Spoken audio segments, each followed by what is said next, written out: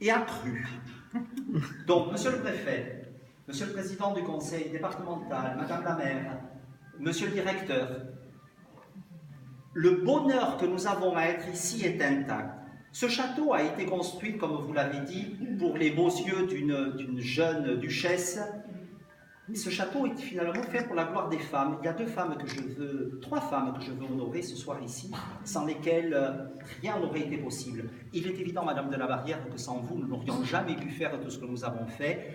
Je fais ça pour vous, dans l'espoir fou et insensé que vous continuiez à nous aider profondément. Je ne saurais imaginer maintenant que vous nous disiez non, ça y est, c'est fait. La deuxième, effectivement, Marie d'Albarade. Votre présence ici est un honneur pour nous. Vous êtes l'écrivaine que l'on connaît. Vous nous honorez de votre présence. Je suis en train de vous filmer. Vous me filmez. Je n'espère qu'une chose, c'est que le château de la Vardens devienne une inspiration pour vos prochains romans. C'est déjà commencé. C'est déjà commencé. Je vous donne un personnage exceptionnel. Vous serez le héros. Je serai le héros de ces lieux. C'est promis, Christophe. La troisième que je veux honorer, où est-elle? Une cantatrice exceptionnelle, une femme fabuleuse.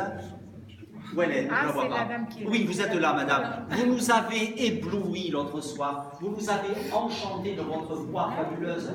Voilà, tous ces talents, madame. Je n'aurais eu une chance d'entendre votre voix dans cette galerie. Nous avons quelques idées, quelques projets qui nous tiennent à cœur. Donc, vous voyez la réunion de tant de talents.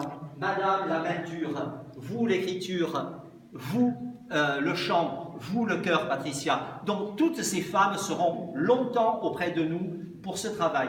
Alors, je remercie aussi profondément l'État. Nous avons besoin de vous, monsieur le préfet. Voyez, ce château est dans un état, comme vous l'avez évoqué, des pierres qui se détériorent, et nous allons avoir besoin d'argent, parce qu'il faut être trivial, nous avons besoin d'argent pour le restaurer.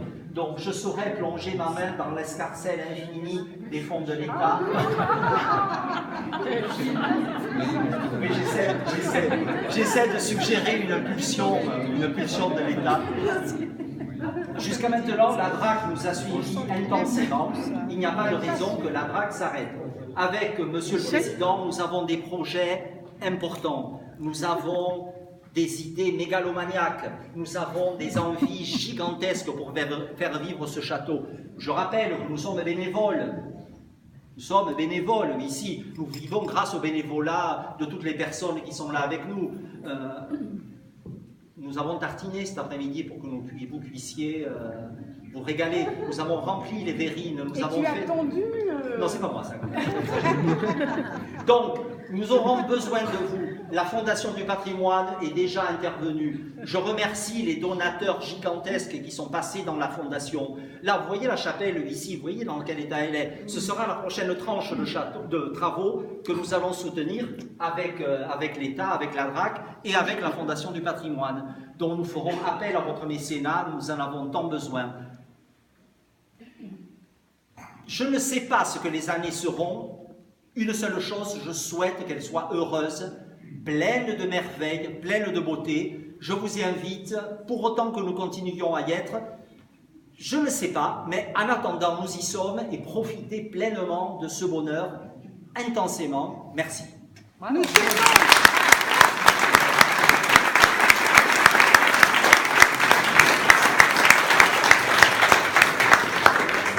Parce que la parole ultime appartient à l'État, personne ne peut parler après l'État, même moi, Dieu sait si elle m'aime ici, donc je vais me taire, mais je passe la parole à monsieur le sous-préfet.